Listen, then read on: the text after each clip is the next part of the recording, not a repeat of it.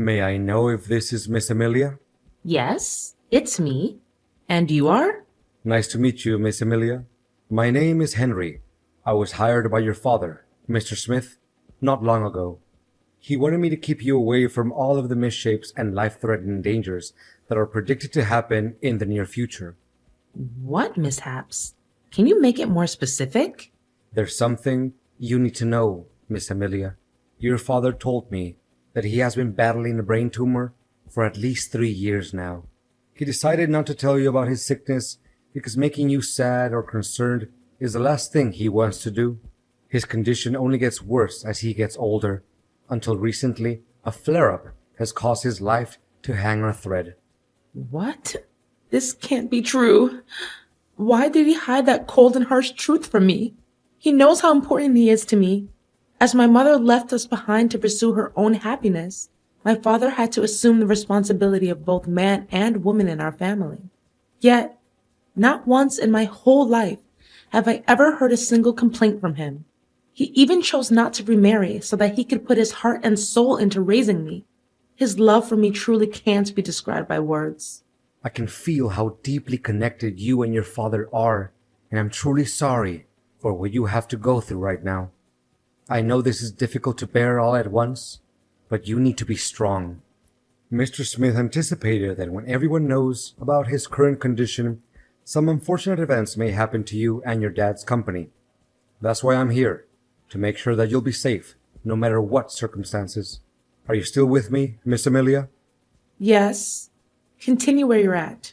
I'm just gathering my courage, trying to calm down and not crying too much. I know you're a brave girl, Miss Amelia, and your father is always proud of you for that. But, wait, why should I put my trust in everything you have to say? Clearly you just must be some random person who happened to know my number. Mrs. Smith figured that you would ask something similar. This is why your father asked me to personally send you a keepsake that's very dear to him, which is your mother's necklace. It should have arrived in your mailbox by now. Give me a few minutes to check. Well, I guess what you said is believable, because the one I found in my mailbox is definitely my mom's necklace, which my dad always carries in his pocket wherever he goes. Look, your father is still fighting hard for his life. Although he can hardly move, he's still able to talk and remains conscious about what's going on around him. In around 3 days, I'll read his testament on his behalf at the hospital. According to his will, you, Miss Amelia, will inherit not only his incredibly large fortune, but also his $1 million company. Well, money and power are never my first priorities. All I care about right now is my dad's vitality and well-being. Money and power may not matter much to you, but your father fears that some people may try to steal them from you, or even try to get rid of you so that they can lay their hands on your father's enormous property. That's why I'm here to protect you, and I'll be secretly watching over you from afar and immediately interfere whenever I feel that your safety is in peril. But you gotta make sure that no one can find out the truth about me, even the people who are closest to you. If that's what my dad wants, then I have no reason to disobey. But may I know the identity of people who want to harm me to appropriate my dad's wealth? Well, there are some names on your father's list of possible suspects. Until now, they haven't made any shady move yet, but it doesn't mean that you can let your guard down. Remember, anything can happen and put your life at risk after your father makes his announcement in a few days, and you have to prepare yourself for the worst case scenarios. I understand. Thanks for the advice.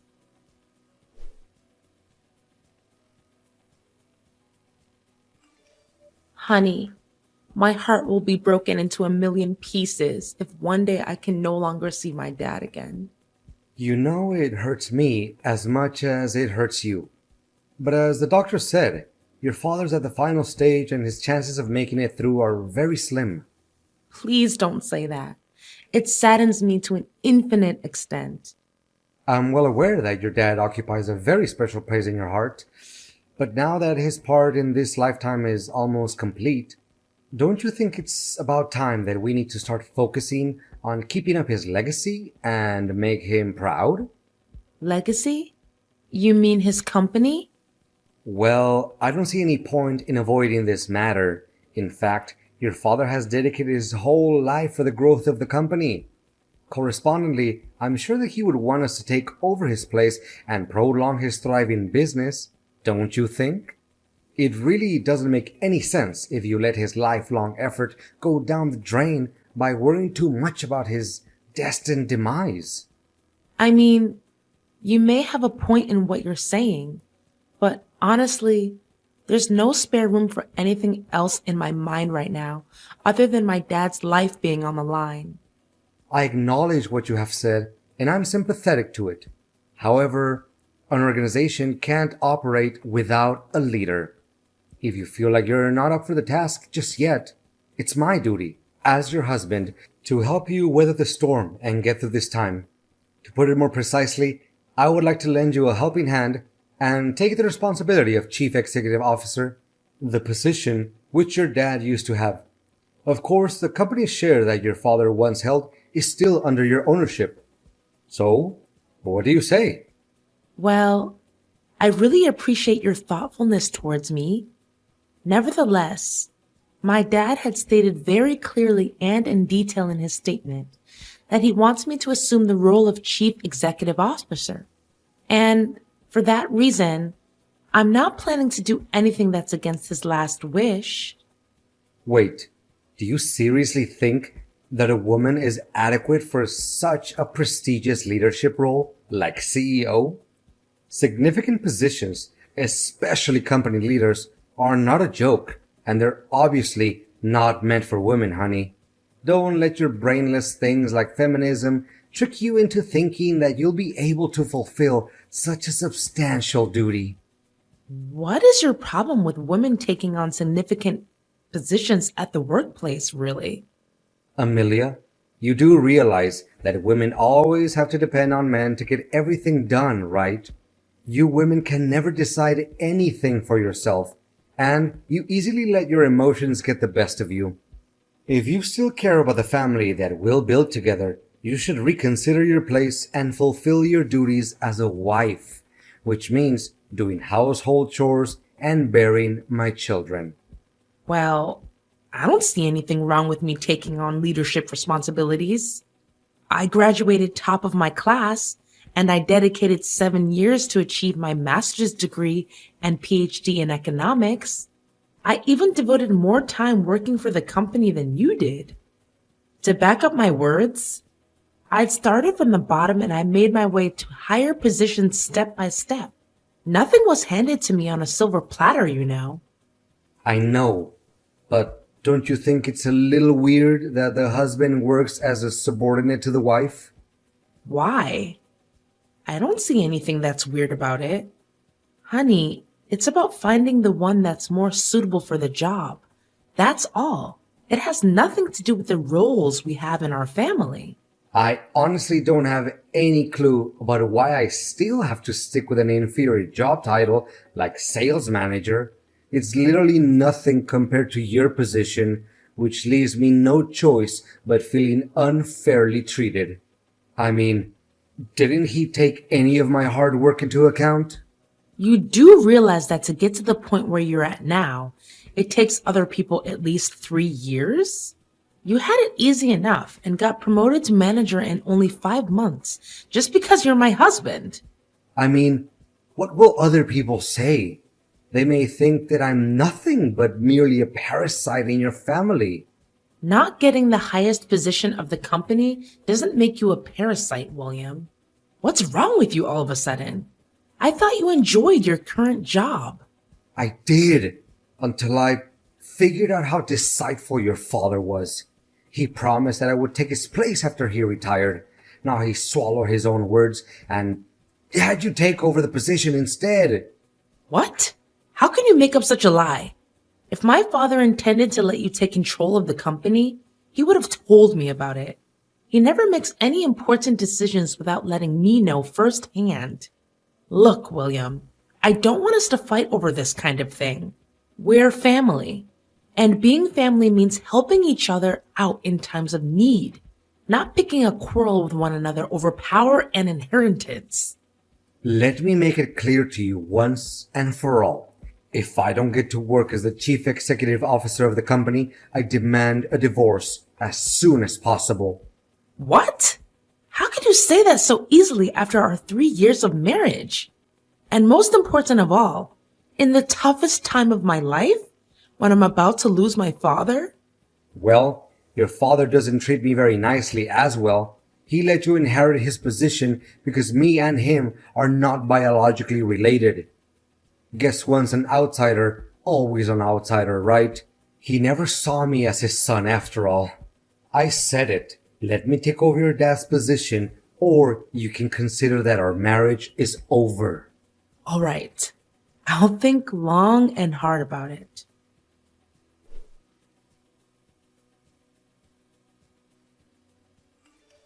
William, you can't believe what happened to me when I was on my way home after Dad's funeral. First, I was nearly hit by a truck while crossing the road. Then, out of nowhere, a flower pot almost fell onto my head. I bent down to tighten up my shoelaces. That was why I didn't get hit. After that, there were some people sawing down a huge tree, and I was nearly crushed by that. It definitely was not a lucky day for me. But where are you now, William? After the funeral ended, you were nowhere to be found. Everyone was so worried and they looked for you everywhere. What a shame to hear all of those unfortunate events. I'm not at home, by the way. And why should I be?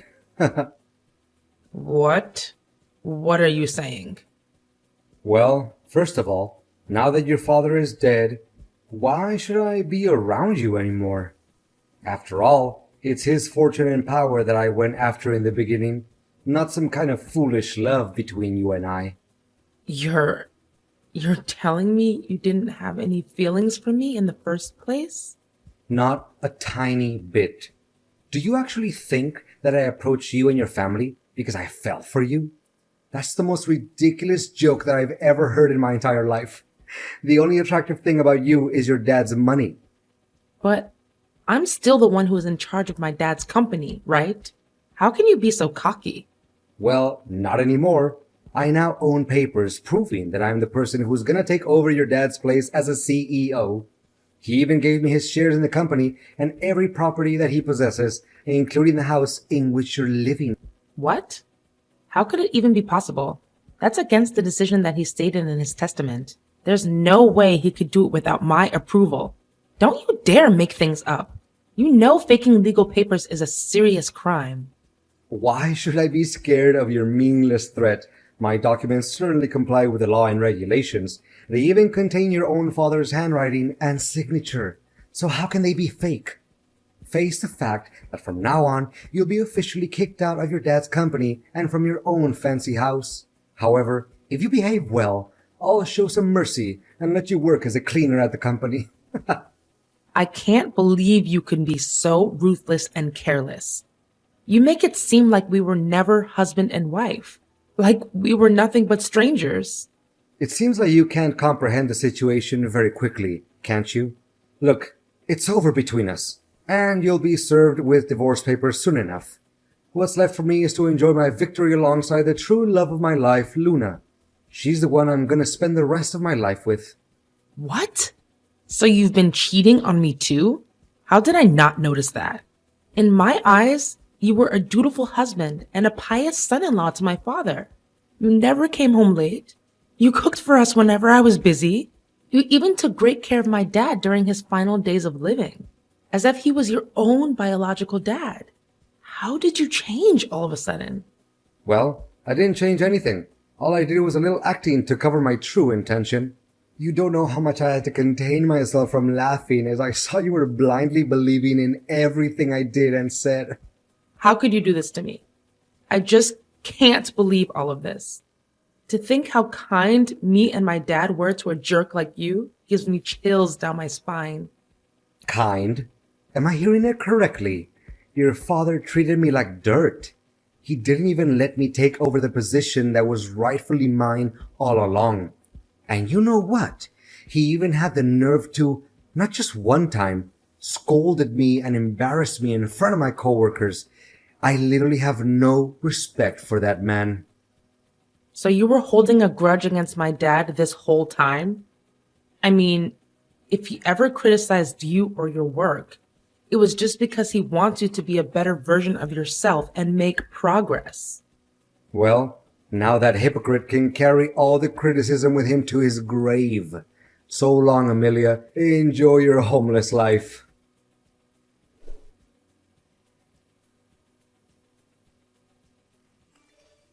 What is this, Amelia? Did you plan all of this? And what exactly are you talking about? Why, all of a sudden, I'm no longer the CEO of the company anymore. The securities didn't even let me in. Why are you asking me that question?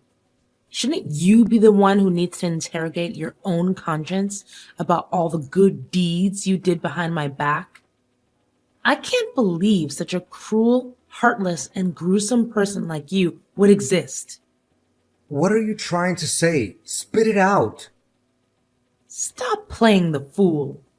First, you took advantage of my father's sickness and brutally forced my father to sign all kinds of papers so that you can claim ownership of his fortune and his shares in the company.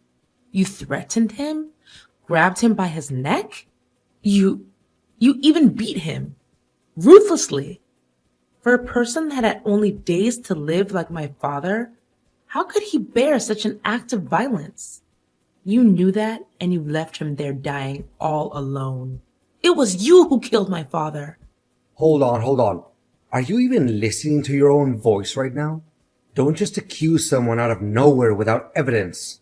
I know damn well that I have all the evidence in the world to start a lawsuit against you.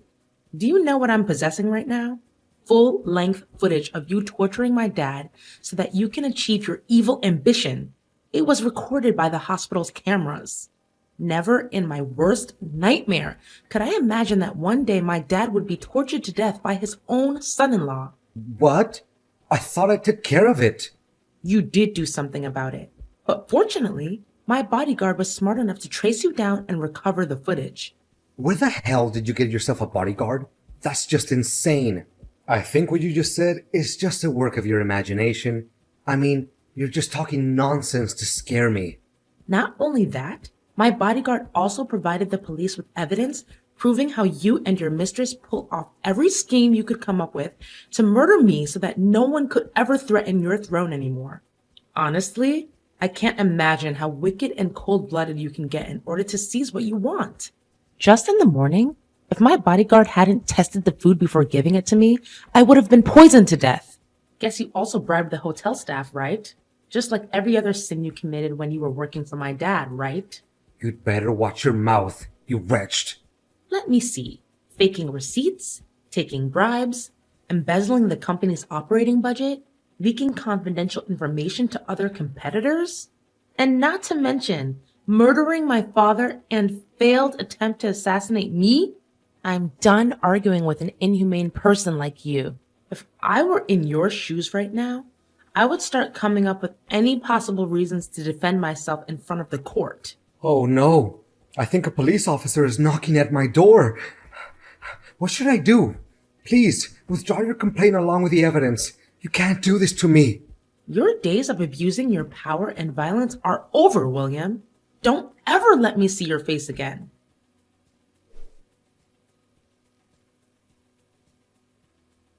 As the story got around, my case immediately grabbed the press's attention. The public, especially William's colleagues, were so angry that they even came to William's parents' place to demand justice for me. William fought as hard as he could and came up with every absurd and invalid argument to defend his crimes.